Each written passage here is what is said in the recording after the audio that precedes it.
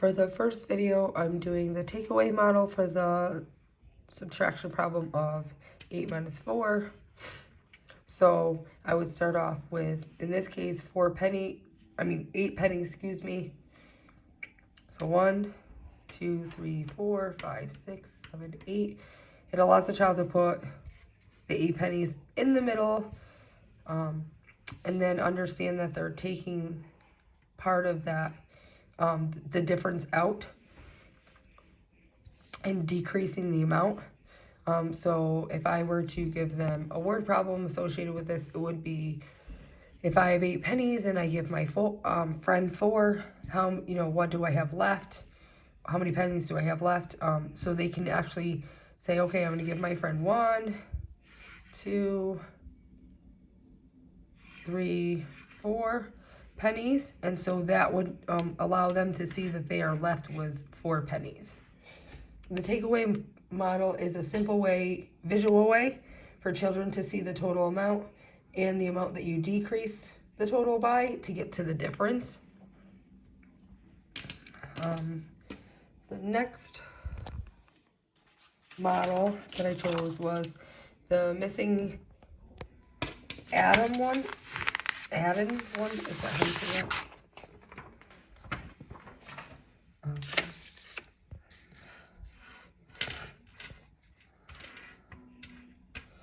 So for this problem, I wrote out a word problem such as PJ read 4 chapters. He has to read 8 chapters total for the night. How many more does he need to complete his assignment? So it allows the children to, again, kind of visually do this, but in a different way, because it's actually reversed. Instead of seeing the total amount and then figuring out what they have left, they start with what they already have done.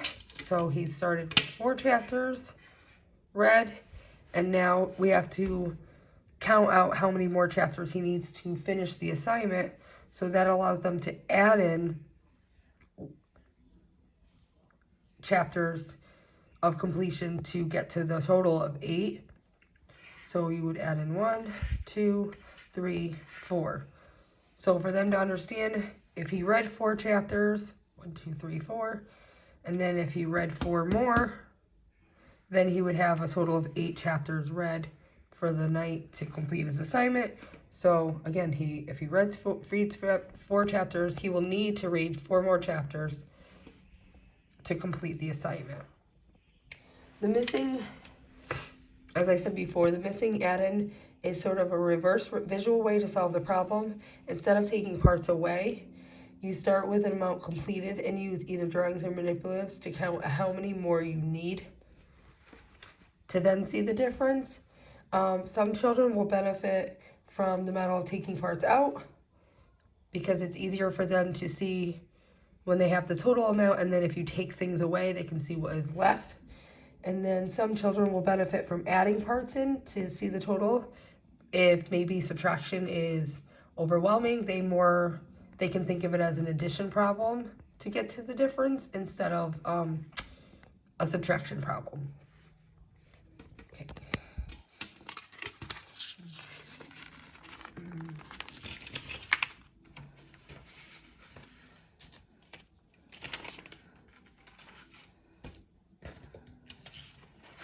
So for the division problem, the first one I chose was the repeated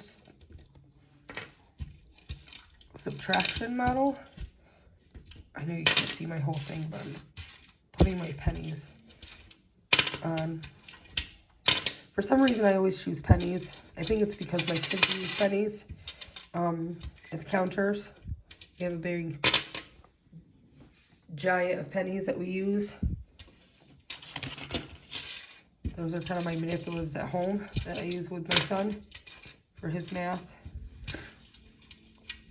And probably the other reason that I choose visual models all the time. Okay, so for the repeated subtraction model, this is where you take the dividend and break it down by the divisor to get to the total amount of quotient. So you would break it down by 6 pennies in each group. So there's one group.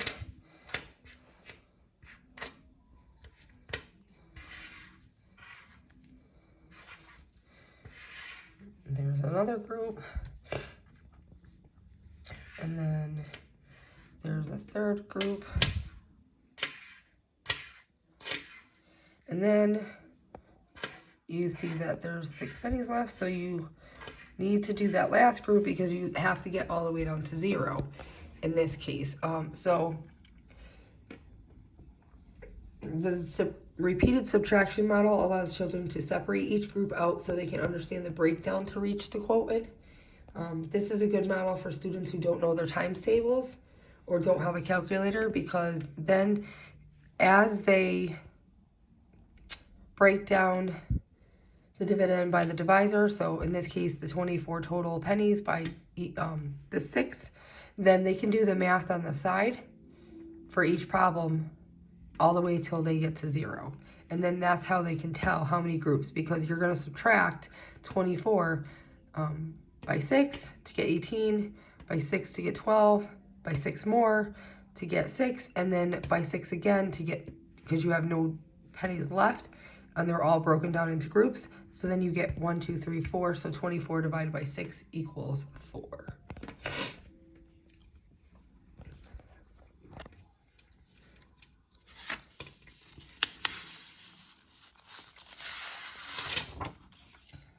All right.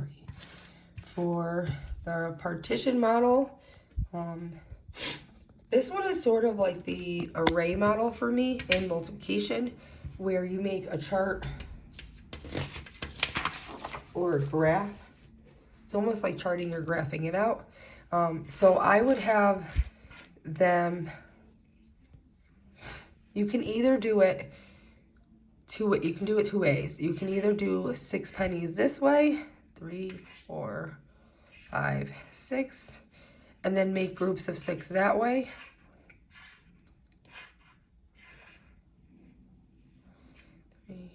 And line them up to see how many groups you get, or how to see how many rows you get, excuse me, in your graph.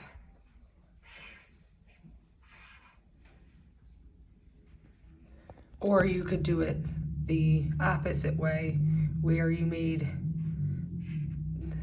the 6, 2, 3, 4, 5, 6, where you made the 6 go this way.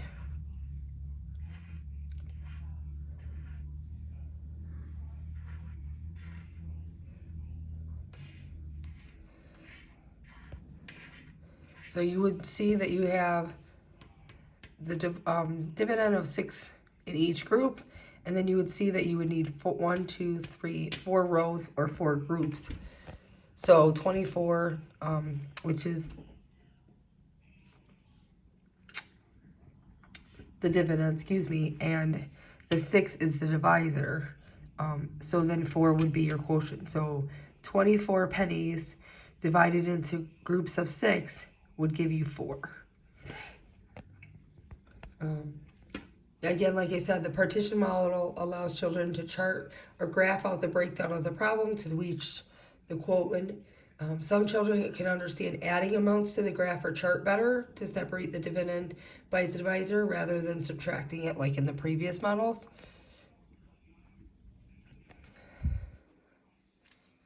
It might make it less overwhelming to have to do the